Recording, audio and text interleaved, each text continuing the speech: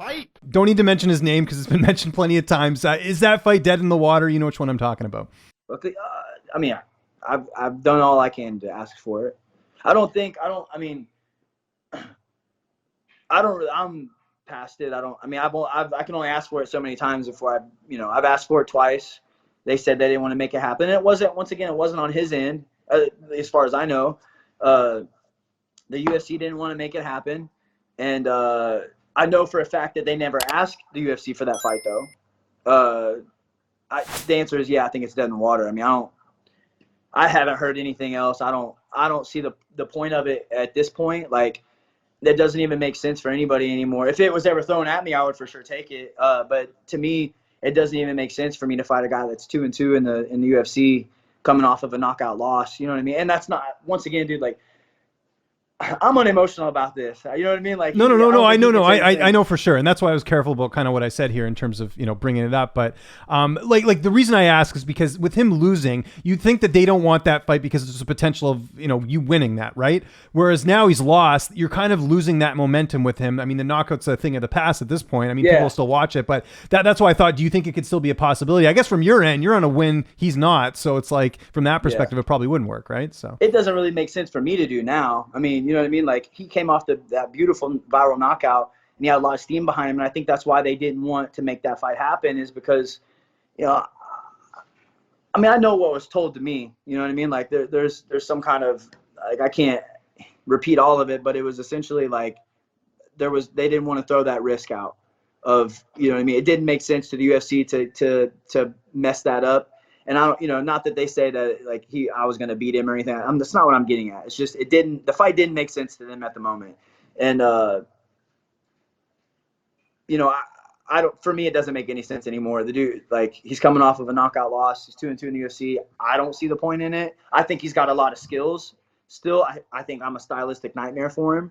I don't see the point in it. And I'm, like, I don't really care. No, for sure. We're just kind of last thing on it. Were you surprised to see him lose the way he did, getting knocked out himself? Like, I think if people thought, there's going to be a loss, it might be a decision, but for him to get knocked out. Listen, if you get me on here and this is the clickbait that I'm about to use, I'm coming for you. No, for sure. I mean, the whole clip's going to be up here. Yeah.